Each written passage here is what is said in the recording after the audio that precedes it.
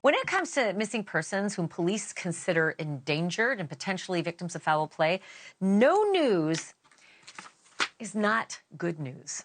But here we are, almost one full week since these two, Veronica Butler and Jilian Kelley, set out from rural Kansas just to pick up Veronica's kids. They were in Eva, Oklahoma. And you know what? It was not far from the state line. They just needed to make it there, but something happened on the way.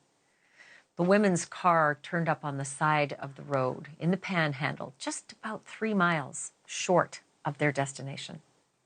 The women themselves have not been seen since, but there was something in that car, something that shot red flags a mile high over those grassy plains.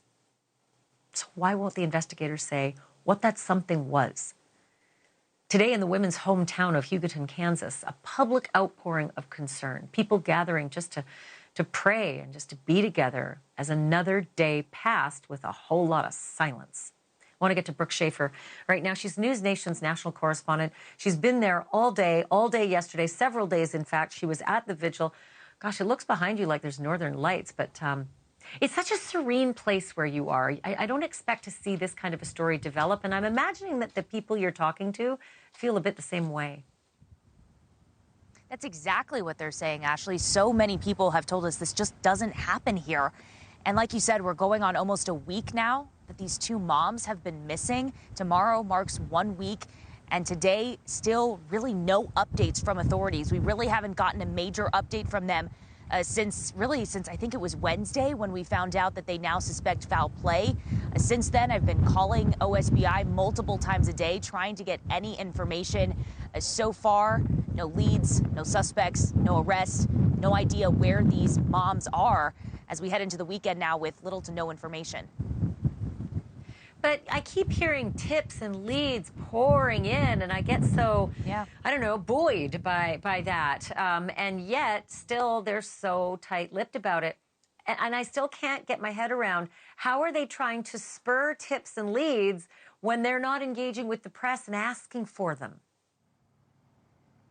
That definitely is, I think, maybe a confusing reception for us. We were expecting to get there to Hugoton, Kansas, and that rural spot in Oklahoma and really start to get all of this information, and that hasn't been the case for us. It's been really tight-lipped from investigators, really not telling us a whole lot. And like I said, every day I've been calling, asking for updates, and really getting nothing.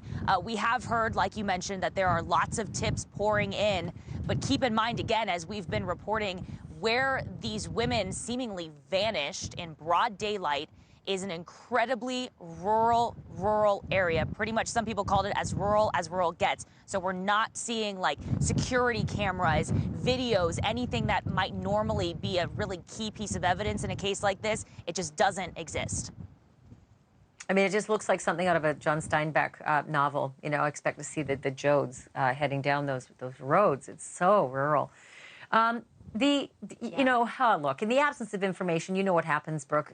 The rumor mill just starts to churn. And I get the impression that's happening in that small town. Lots of people are saying lots of things about other people. Very much so. What's the story about what's the story about people who are sort of like pointing fingers and starting to name names?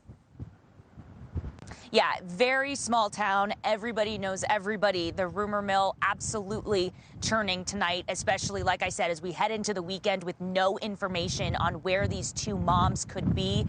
Today, we were hearing some rumors about possible activity in the case, some suspects there.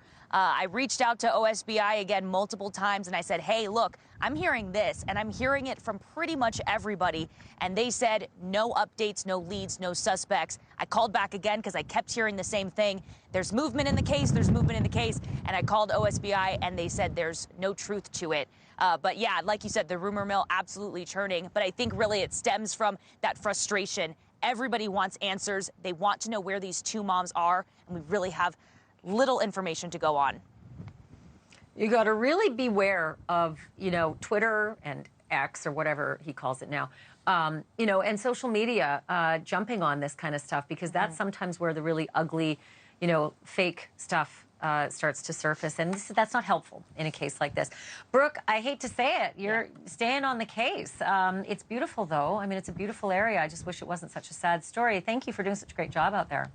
Yeah, absolutely. Hoping to get some answers soon. Thank you for watching. Go to newsnationnow.com to find NewsNation on your television provider. And don't forget to click the red subscribe button below to get more of NewsNation's fact-driven, unbiased coverage.